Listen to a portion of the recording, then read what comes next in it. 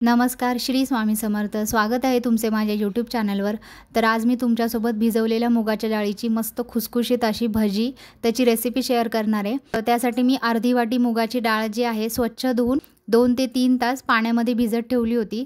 यातलं पाणी काढून टाकायचं आहे आणि जी भिजवलेली मुगाची डाळ आहे ती मिक्सरच्या भांड्यामध्ये काढून घ्यायची आहे. आता यामध्ये मी 2 हिरव्या मिरच्या घालते. तुम्हाला किती तिखट हवं आहे त्या अंदाजाने तुम्ही तिखटाचं प्रमाण कमी जास्त करू शकता. थोडंसं आलं घालायचं आहे आणि अर्धा चमचा जिरं घालून पाणी न घालता बारीक वाटून घ्यायचं आहे. तर मी एकदम बारीक वाटून घेतलेलं आहे.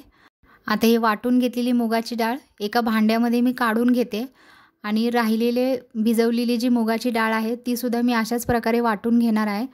2 चमचे भिजवलेली मुगाची डाळ जी आहे ती मी ठेवली होती, ती आता ह्या पिठामध्ये घालायची आहे. भजी खाताना आहे ना असे अख्खी मुगाची डाळ दाताखाली आल्यावर खूप छान लागतात. आता यामध्ये एक कांदा मी कापून घेतलेला आहे. जास्त बारीक नाही कापायचा आहे, थोडासा मीडियम कापून घ्यायचा आहे.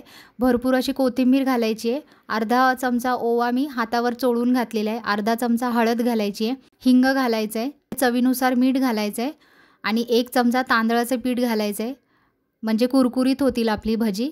आता हे सगळं मिश्रण मिक्स करून घ्यायचं आहे. आता एकाच दिशेने आपल्याला हे पीठ चांगलं फेटून घ्यायचं आहे.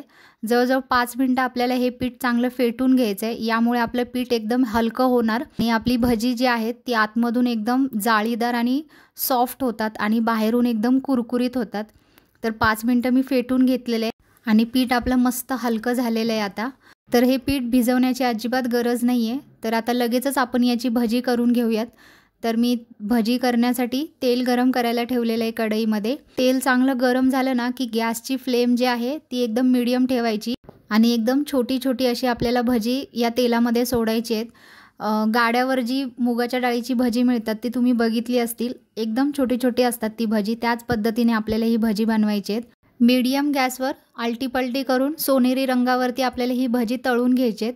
तर एक बॅच तळण्यासाठी जवळजवळ 5 मिनटं लागतात. ही भजी मस्त तळून झालेली आहेत आणि ही भजी ना गरम गरम खायला खूप छान लागतात. मुगाच्या डाळीची भजी अजिबात तेलकट होत नाहीत आणि आपण सोडा वापरलेला नाही आहे तरीसुद्धा आतमधून एकदम जाळीदार झालेली आहेत. तर ही रेसिपी नक्की ट्राय करून बघा. व्हिडिओ आवडला असेल तर व्हिडिओला लाईक करा. चॅनेलवर नवीन असाल तर सबस्क्राईब करा. व्हिडिओ पूर्ण बघितल्याबद्दल थँक्यू.